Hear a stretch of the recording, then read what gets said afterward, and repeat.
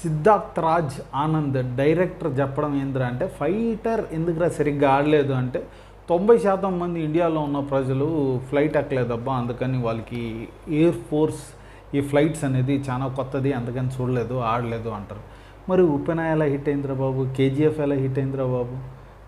దీంట్లో ఉప్పెనాలు 90% మందికి కోసిపాడుతోపారా ఏంది? మళ్ళీ కేజీఎఫ్ అందరూ కోల్ మైన్స్లో బంద్ చేశారైంది? దిమాగ్ లేదు అంతా ఎదోలు. ఓకే, మంచి సినిమాలు ఇచ్చావు నువ్వు ఇంతకుముందు, హిట్ అయ్యాయి. పఠాన్ లాస్ట్ ఇయర్ బీభత్సమైన హిట్ అయింది జాన్లో వచ్చి, మేము కాదనలేదు. కాకపోతే కథ ఉండాలి కదా. లాస్ట్ టైం పఠాన్ కూడా బొక్కలో సినిమాని, కానీ అంతకుముందు వార్ పర్లేదు, డీసెంట్ ఎనఫ్ సినిమా.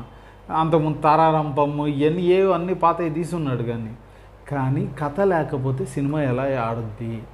కథ లేకపోతే సినిమా ఆడదు. వీళ్ళు చూడలేదు వాళ్ళు చూడలేదు అని కాదు.